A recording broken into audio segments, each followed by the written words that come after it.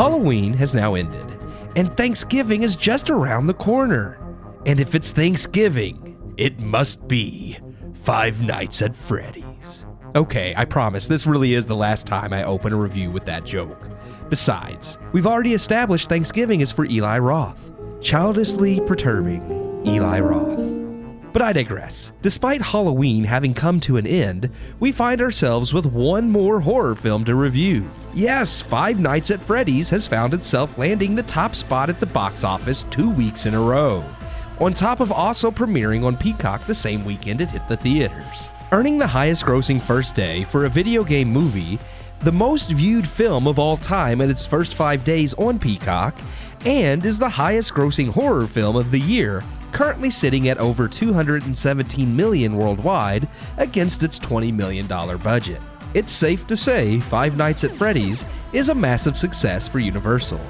Based on the massively popular video game franchise of the same name, and directed by relative newcomer Emma Tammy, who helped write the screenplay alongside the game's creator Scott Cawthorne. Five Nights at Freddy's follows Mike Schmidt, played by Josh Hutcherson, a rough around the edges, down on his luck security guard, trying to raise and maintain custody of his younger sister Abby. After losing his job at the local mall, Mike is left with no other options but to accept the security job at the now closed and run down Freddy Fazbear's Pizza, a Chuck E. Cheese-style family restaurant complete with an animatronic animal band. Except the band members don't seem to stay in place at night, and Mike soon discovers the horrifying secrets behind Freddy Fazbear's. As a horror film, Five Nights at Freddy's is admittedly a bit lacking.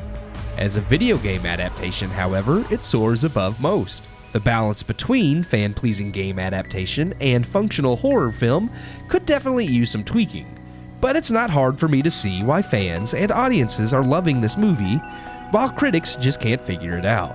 The overall story is fairly straightforward, and most of the twists are also fairly unsurprising. The movie has some solid jump scares and frightening imagery with very little gore. With walking goofball animatronics, the movie, just like the game it's based on, has a sense of humor surrounding much of the horror as well.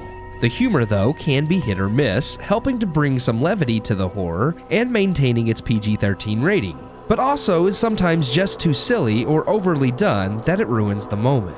Where the movie shines is in its tone and lore that is faithful to the games. As a PG-13 horror geared towards a more preteen to teenage audience to keep in line with the game's demographic, the film has certainly earned the love of the franchise's fans. It isn't the scariest horror film I've seen, and sure, they could have made it darker or more graphic, but that's not true to the games either, and a film can still be terrifying without being dark and gory.